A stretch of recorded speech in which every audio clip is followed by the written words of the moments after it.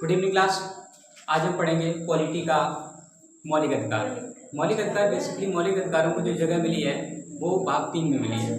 मौलिक अधिकार हमारे वे अधिकार होते हैं जो हमसे हमारे अधिकार कोई भी नहीं छीन सकता है, इनफैक्ट हमारी राज्य भी नहीं छीन सकती है। इससे पहले आपने पढ़ा होगा इसे संविधान का मैग्ना कार्टा भी कहा जाता है। इससे पहले वाले वीडियो में हम पढ़ चुके थे अनुच्छेद 12 से लेकर 18 तक, ठीक है, जो समानता का अधिकार था। आज हम पढ़ेंगे अनुच्छेद 19 से लेकर के 22 तक जो स्वतंत्रता का अधिकार है।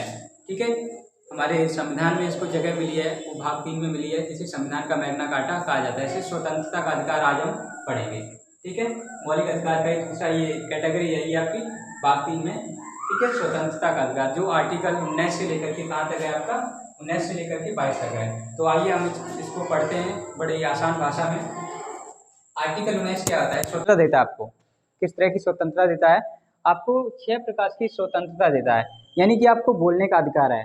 आपको संविधान स्वतंत्रता देता है कि आप बोल सकते हैं, लेकिन आप उतना ही बोलिए जितना कि सामने वाले व्यक्ति के मौलिक अधिकारों का हनन ना हो जाए। आपको उतना ही बोलना है। ठीक है, आपको स्वतंत्रता है बोलने की, लेकिन इतना आप नहीं बोल सकते कि सामने वाले के अधिकारों का, मौलिक अधिकारों का हनन हो जाए। जैसे भी प्रीतम सिंह लोधी ने, हालांकि बोलने का अधिकार है, अभिव्यक्त करने का भी अधिकार, लेकिन इतना नहीं बोलना चाहिए कि सामने वाले व्यक्ति के मौलिक अधिकारों का हनन हो जाए, फिर प्रॉब्लम हो सकती है।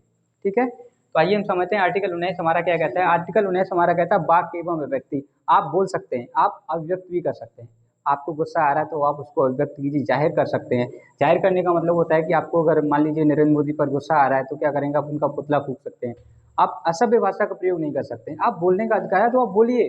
उसके बाद आप क्या करते हैं, शांतिपूर्वक आप सभा कर सकते हैं। आप शांतिपूर्वक सभा कर सकते हैं। सभा करने का आपको अधिकार है, लेकिन शांतिपूर्वक सभा होनी चाहिए। कोई भी आप विरोध नहीं करेंगे। क्या नहीं करेंगे? वहाँ पे कोई भी क्रांति नहीं, कोई भी मतलब जन सैलाब नहीं होना चाहिए। शांतिपूर्वक आप सभा बना सकते हैं।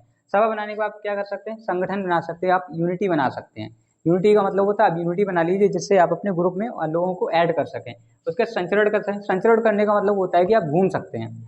आप कहीं भी घूम सकते हैं, आपको कहीं भी घूमने की आज़ादी है, कोई आपको रोक नहीं सकता है। नेक्स्ट, आपके जब आप घूमेंगे तो कहीं पे आपको निवास भी करना पड़ेगा, तो आप कहीं पे भी निवास कर सकते हैं। आप कहीं मान लीजिए कहीं आप ज़मीन ले सकते हैं तो आप वहाँ पे रह सकते हैं, वहाँ पे निवास कर सकते हैं। अभी इससे पहले क्या था, जम्मू कश्मीर में आप रह नहीं सकते थे, लेकिन धारा 370 हटी तो वहाँ पे भी आप मकान बना सकते हैं और रह सकते हैं। अगला है व्यवसाय। भाई जब रहेंगे तो जीवन यापका चलाने के लिए आपको क्या करना पड़ेगा, कोई व्यवसाय, कोई बिजनेस आप कर सकते हैं। इसकी आपको संविधान आपको आज़ादी देता है। ये स्वतंत्रता का अधिकार है। नेक्स्ट आता है आपका प्रेस की स्वतंत्रता। भैया ये प्रेस की स्वतंत्रता वालों ने बहुत ही लूट मचा रखी। प्रेस की स्वतंत्रता का मतलब होता है कि मान लीजिए किसी व्यक्ति का एक्सीडेंट हुआ है। अब सपोज कीजिए किसी का एक्सीडेंट हुआ है, वो बेचारा खून से लथपथ है, मीडिया वाले जाते हैं उसके मुंह में माइक लगाते हैं, जी बताइए सर कैसा महसूस कर रहे हैं, आप बताइए उसको कितना गुस्सा आएगा। तो ये स्वतंत्रता है, लेकिन इतनी स्वतंत्रता आपको नहीं दी जाएगी कि सामने वाले व्यक्ति को आप परेशान कर रखें। मीडिया वालों ने अभी बहुत सारा परेशान कर रखा है। अगर मोदी जी फंस जाएँ तो 10 बार वो खबर दिखाई जाएगी, लेकिन यूनिवर्सिटी में कोई व्यक्ति अगर धरना प्रदर्शन कर रहा तो आप उसको नहीं दिखाएंगे। तो मीडिया वाले भी मतलब वही चीज़ दिखाएंगे जो लोगों तक गलतफहमी पहुँचे।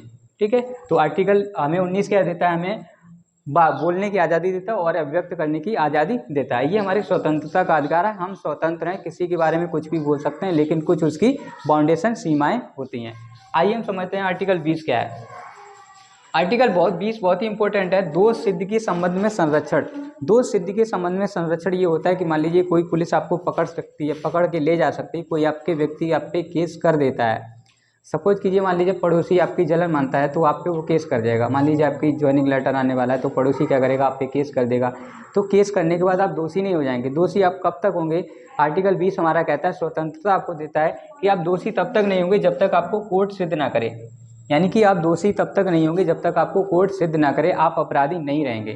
जब आपको कोर्ट सिद्ध कर देगा कि हाँ आपने ये अपराध किया है, तभी आप क्या हो जाएंगे, अपराधी हो जाएंगे। जब तक कोर्ट सिद्ध नहीं करता तब तक आप क्या करेंगे, अपराधी नहीं माने जाएंगे। ठीक, जब तक आपको कोर्ट सिद्ध नहीं करेगा तब तक आप अपराधी नहीं माने जाएंगे। कोई भी आप पे केस करे, आप अपराधी तब तक नहीं माने जाएंगे जब तक कि कोर्ट सिद्ध ना करे। अगला पॉइंट है इसका अपराध के समय कानून। अपराध के समय कानून का मतलब होता है जैसे मान लीजिए हमने आज कोई क्राइम किया, मान लीजिए आपने आज कोई क्राइम किया है तो आज उसकी सज़ा 500 रुपये है। अगर वो भविष्य में बढ़ जाती है तो सज़ा आपको उसी समय जो 500 रुपये की जो सज़ा थी, 500 रुपये आपको जुर्माना लगेगा, वही आपको देना पड़ेगा। इनफैक्ट कुछ संविधान संशोधन हो जाता है तो आपको वो नहीं लगेगा। ठीक है, अपराध के समय जो कानून होता है वही आप पे लागू होगा।